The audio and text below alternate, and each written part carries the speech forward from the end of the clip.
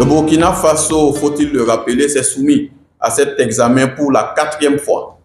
le 6 novembre 2023. Cet exercice a permis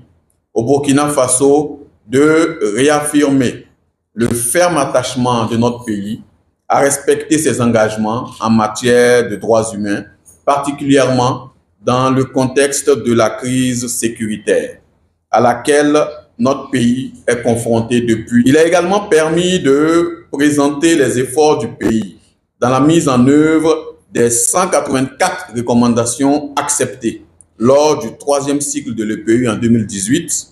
ainsi que les progrès enregistrés par le pays en matière de droits humains. L'accent a été mis sur les mesures prises pour conformer les actions de lutte contre le terrorisme aux engagements du pays en matière de droits humains. Sur les 265 recommandations, 206 ont été acceptées par le Burkina Faso et 59 ont été notées. Les recommandations acceptées par le Burkina portent entre autres sur le renforcement du cadre juridique et institutionnel des droits de l'homme, le renforcement de la coopération avec les organismes internationaux de promotion et de protection des droits de l'homme, le renforcement des capacités de la Commission nationale des droits humains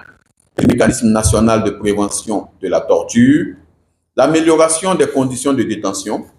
le respect des droits humains dans la lutte contre le terrorisme et la prise en charge des victimes du terrorisme, la protection des enfants contre les mariages précoces, la lutte contre les violences basées sur le genre, l'effectivité des droits sociaux et économiques. En acceptant ces recommandations, notre pays prend l'engagement ferme de les mettre en œuvre et cela passe nécessairement par leur appropriation par les acteurs de mise en œuvre que vous êtes, que nous sommes tous. La présente session vise à vous présenter les résultats du passage du Burkina Faso à cet examen,